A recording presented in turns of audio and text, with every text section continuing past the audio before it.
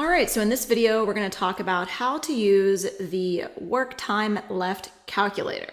And in the example I'm using here, we're going to be working from November 24th, 2021 to the end of the year, but you can actually use this. That's why this number is preset, but you can update this and you can actually use this for any time. So if you wanted to figure out how many work days or work hours do I have left before an upcoming vacation, or just, in the month of February or whatever you would like to do, you can actually use this calculator over and over. So first, let's install it into your account. The first step is to make a copy. So you're going to need to sign into your Google Drive account. Okay, now that I'm signed into my Google Drive account, the next step is going to be to make a copy. Because as you can see, I'm hitting buttons. It's not going to let me edit it until I do. So make a copy. I'm just going to leave it copy of, but you could call it 2021 work time left calculator, February, whatever you want, whatever works for you. And once you do this, you will be able to edit it. So you'll just see I'm typing there.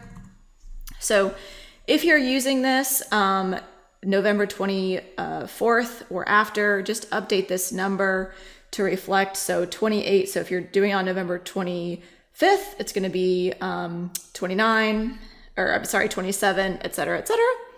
So first we're going to do number of work days off, including holidays. So this is going to be, for example, if you're taking Christmas Day off, if you are taking, any day that's Monday through Friday, Christmas Eve, I think this year at the time I'm making this video.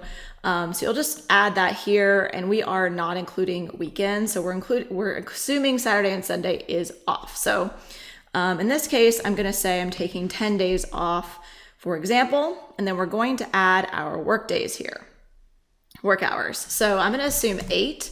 It's typically going to be 8-hour workday, but if you work a 6-hour workday, that's fine. 10 hours, whatever it is, just enter that number, whatever you average right here. And it automatically is going to tell you how many work days, real life work days you have, not optimistic work days you have remaining, and the number of work hours you have remaining. The next step is your number of obligated hours. Obligated hours means anything that's already on the calendar that's part of your work. Maybe that's a client meeting, maybe half of your day is reserved to actually execute billable work. Maybe you have board meetings that take up time. So you're going to actually add those number of hours here, whether it's full days, full 8-hour days, or just meetings and things like that. So for this example, I'm just going to put 20 hours. So this is going to be 20 hours that's already obligated between now and the end of the year, because that's what I'm trying to calculate. So again, this is meant to be a reality check. So I have the number of work hours available that I have to allocate would be 124. And the number of work days free remaining is 15 and a half.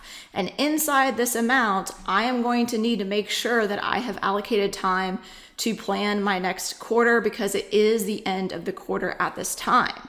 So very important to keep in mind and use this on a regular basis to make sure you're not just planning optimistically and you're really keeping track of how much time you have available and setting those targets and hitting those targets. I hope this was helpful. If you have any questions, let me know. I am more than happy to help.